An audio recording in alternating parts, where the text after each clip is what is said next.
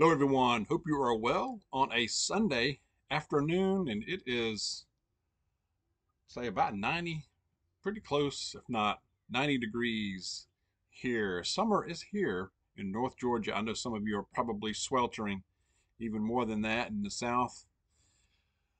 I want to talk about how the bubble is about to burst. And I'm not talking about just housing, I'm talking about in general. I'm going to go into that, and I'm going to focus a lot on what the powers that be are, what they're trying to distract us from. There's a lot of talk about distractions out there, but what are they really distracting us from? What do they not want us to pay attention to? I want to go over some things that have been on my mind with that. I will also have a very good verse to share with you towards the end, so stay tuned for that, of course.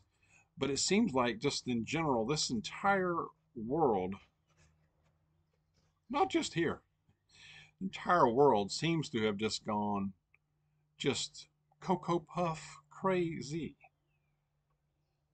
I'm not sure what to make of what comes out in the news, the media now. Uh, I'm not sure what to make of the thing that happened yesterday, this attempted coup in Russia, this rebellion. I mean, at first it certainly looked like that was taking place from all the reports we were getting. But then within a 24-hour period, it's just gone. It's just gone, like it never happened. I mean, so what do you really believe? You know?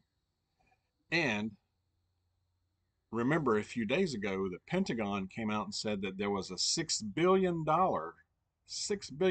accounting error that was found. Right, right. Like we believe that. So, oh, poof, $6 billion. And then, like a day or two later, this thing happens yesterday with the coup attempt.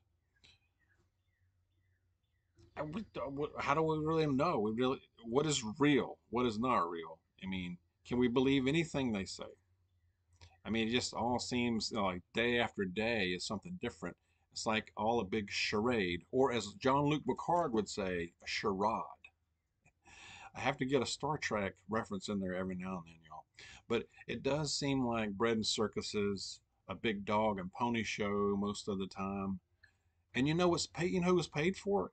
Paid in full by you and I, the taxpayer. And we're supposed to like it. It might be about time.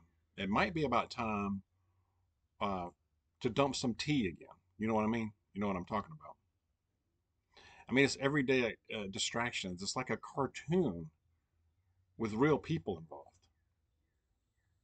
like some play, like they're setting up a movie set. I was watching some footage from this uh, military thing in Russia yesterday where there were onlookers, and it was as if they were looking at they were it's as if they were what do you call them, extras in a movie scene or something like that. Maybe that's what it was. We don't know. So what are they distracting us from? I think it's a lot of things. I know a lot of people have been talking about the scandals in the current administration. That could be part of it, like a wag the dog thing. Um, the Senate hearings that are going on, where they're bringing these criminals in there with these big titles, and they're roasting them, but nothing ever happens. Nothing ever happens. There's no consequences. Nobody gets fired. Nobody gets arrested. Nobody does jail time. What else are they distracting us from? We've got criminals. There's nothing's happening to them in these hearings. Um, we have scandals ongoing in the current administration. Nothing's going to happen. We know that. The economy continues to sink. We have an infrastructure in the United States that is crumbling, literally crumbling. When we had this bridge collapse under the weight of just a freight train yesterday, or it was in Montana, spilling in another hazmat spilling, a train derailment yesterday in Montana, and the bridge just crumbled, just fell under the weight of the train. Terrible. We've got crime out of control so bad in so many places, it's hard to keep up. We have a de facto WROL situation without rule of law in this nation. We really do. How far are we from a full on WROL? Are we? I think we're dangerously close. That line is getting much thinner by the day, it seems. We have a continued fleecing of the middle class, eviscerating. We have a continued devaluation of the dollar. You're seeing that when you go to the store, aren't you? We saw it yesterday when we went to the store. It's freaking depressing. Out of control printing, money printing, and spending by the government.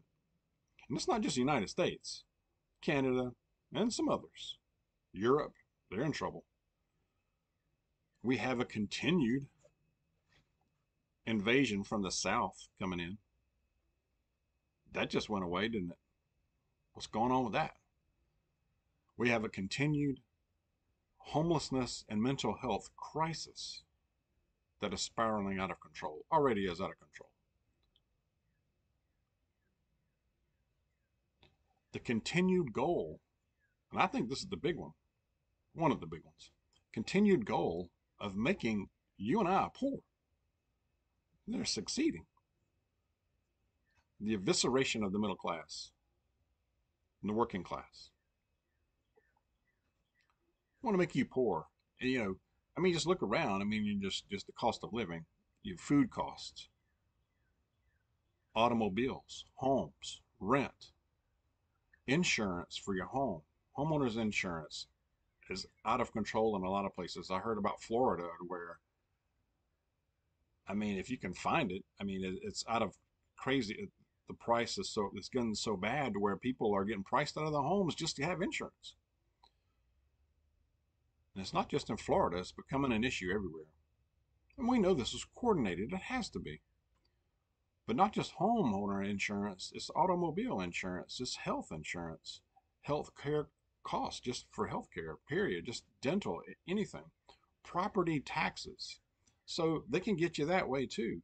So the property taxes continue to get higher. It happened here too. I hear from y'all, same thing, just about everywhere. To where that can ruin you or make it a hardship.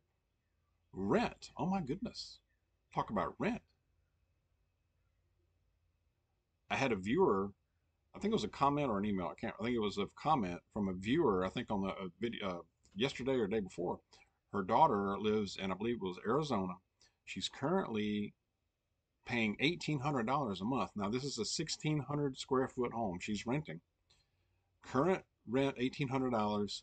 It's about to go up. I think she said $2,100, a little higher. It's going to go up $2,100. And if she decides to go, can't to leave or go month to month and not sign, if she decides not to sign on for a whole nother year and go month to month, it's going to be $2,400 a month. $2,400 a month for a 1,600 square foot home. That is criminal. I mean, just in my opinion, that is criminal. And something's got to give on this. That bubble. I mean, when does it burst? When does it bust? When does something give? That's criminal. Home and auto buying, I believe, are slowing down from what I'm hearing. You know, uh, and I would think so. I mean, how are people even doing that now? How are you buying a home right now? How are you? I don't know. Um, it's slowing down. I took my I took my truck to get oil changed yesterday at the dealer because it's still in that warranty where they do it free. So I went to the dealer to get it done yesterday, and I like to walk the lot and look at what's out there and their pricing. I did notice some things. I noticed they had a lot more. They had a lot more inventory on the lot, and but a lot of it was used vehicles, and they're expensive. Uh, as far as new, I saw some RAV4s. I saw several RAV4s. They were around 32 to 35K on their pricing. I saw 5 Tundras. and they were minimum 60 grand and up. Uh, there was one Tacoma that was new. It was about 43 or 44. They had about three, it was about 3 or 4 Toyota Tacomas that were used that were in that 2020 to 22 range. They were about the same price as a new one. You might as well buy new. Unreal. Unreal. But the inventory is rising. So people, so there's a trend to where I believe, and from what I gather, um, that's slowing down a bit. And I would think so. I don't know how. Like I said, I don't know how people are doing that either. You gotta have a place to live. Most of us have to have a place, a way to get around transportation. I mean, we really just want to be left alone. I mean, we want to be left alone. We want to be able to exercise our Bill of Rights and live in peace. Is that? I mean, it's like that's too much to ask, isn't it? It is too much to ask because they're gonna keep pushing. They're gonna keep poking. They're gonna keep pushing until it's time to dump some more tea.